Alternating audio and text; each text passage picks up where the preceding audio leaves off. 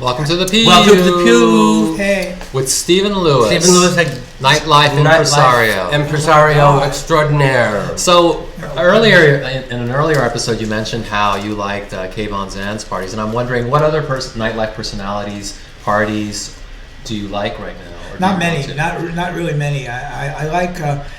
Because there are a lot of nightlife personalities. Yeah, doing parties. But they're not people that you would know anymore. It's not like that anymore. It's not about the personality now. It's all about the DJs now. Well, those have become the real. There used to be people like me and about Michael and Peter Gatians and those kind of people. But nowadays it's all about the DJ and the personalities and the promotional end. Except for Suzanne, of course, is really. Well, what do you think about Ladyfag and Cazwell? I love Ladyfag. I think what she's doing is extremely relevant and one of the few people out there doing her own party.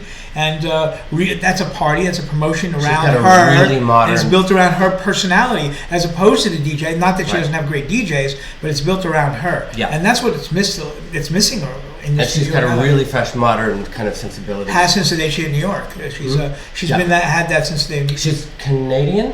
I don't know. Yes, she's Canadian. She's Canadian. Yep. And what about Cazwell?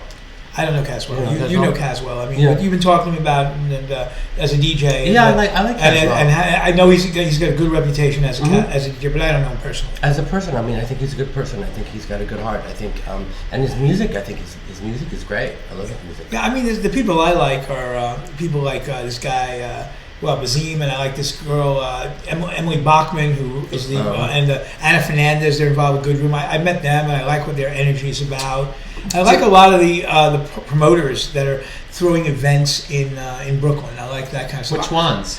I like all the big raves, and he doesn't love me anymore. But Seba, I love Seba Granick. I love him, and I love the big rave parties, the big giant warehouse parties. I don't think that's going to last much longer because I think they're going to crack down. Have you been to the Rinsed parties? No, I haven't, but I hear about them. I know about them. They're like death traps. Yeah. I mean, I remember going. That's why I remember going to one that was in a warehouse, and literally, it was like some warehouse in an industrial zone. And when you went inside, the entire inside of the place was covered in some kind of industrial plastic, and there were candles everywhere. So was this recently? This was like within the past year. It's constantly. This is going on. I couldn't relax because at any moment I thought a candle was going to get knocked over, set all the plastic on fire, and then I think this is a short-lived thing. I think it's a renaissance, but it's going to be shut down. I think the fire department, the health department, city of New York is just going to crack down on these things. I mean, they're known to everybody. There was a 15,000 person rave this weekend in Industry City, and it's incredible. Oh yeah, we've been going to some of the daytime ones like Mr. Sunday and what was the other one that was really good? Mr. Sunday was really good. But there's a reason why places are party yet. And the PS1 party that was really good too. Places are licensed for a reason. And the curfew guy Jeff is starting to do things again, and I had lunch with him last week. More about clubs after this break. And now a word from our sponsor. What's in, what's out, what it's all about. I know what the kids are like. What's good, what's bad. Welcome back to the Pew. Welcome back. Welcome back to the Pew. So some final words about nightclubs. Final words and secrets from Stephen Lewis. Well, when are we gonna get rid of bottle service? Because it really drives me nuts. And You're not going to get rid of it because it pays the bills. It was invented to pay the bills, and it still pays the bills. You people don't drink it. When was the last time you bought a drink? My God, you don't even drink. I can't remember the first time I bought a drink. I know. Not alone the last time I bought a drink. The kids don't pay for drinks. They drink one drink, two drinks. You can't survive. A place that holds 500 Do they have open bars anymore?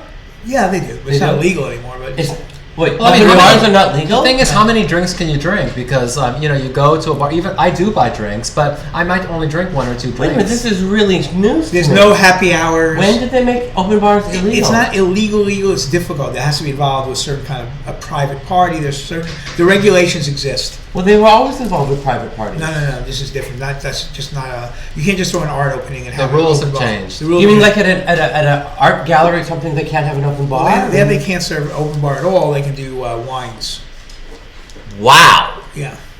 But there's no happy hours, nothing like that. Well, happy hour. I mean, Well, they can't do that stuff because the reason is we're part of New York State. This is a big place, New York City is, and people go to happy hours or open bars, and then they drive their cars and Yeah. they crash and kill people. So Right. the laws are for the state of New York where people actually drive. As opposed And to as a the town. journalist working in the suburbs, I can say a lot of people drink, drive, and then crash. Yeah. Yeah, it's not a good We thing. write So about it The laws have been written every to protect people from getting killed in car crashes. that is really news to me. Yes. Well, there's Well, isn't you live in a everything bubble. news to you? Thank God. Isn't everything Thank news to you? God I don't go to clubs anymore. You've been down for 17 years. Everything's Yeah, news. but the open bars made illegal. That's outrageous. Gay marriage, man. Yeah. Well, now we can you get know, I married, don't really we care can't about get gay bars married. because I actually drive to clubs, so I can't partake of an open bar anyway. I might have one drink, so. Yeah, but just the idea. I drink 2 to 3 times a year, like whenever I have sex. You drink for sex? I have to. See, I don't mind. I'm I don't the other way mind around. paying for drinks because I feel like I'm supporting the nightlife industry and the promoters whose parties I go to. So It's a big part of my consciousness. You know, so even if they don't give me a drink ticket, I'm not all resentful. I will still. Unless- Let me just say hi. to unless everybody. the drink If is you- I haven't seen a lot $20. of you in a long time. I miss you. Say hello to me when you see me. I'm the guy that used to be Steve Lewis. That's all I have to say. I'm not that guy anymore. I've been rehabilitated. Thank God. And thank you for watching the Pew. Thank you. So long. Bye, Pew. Is it Pew?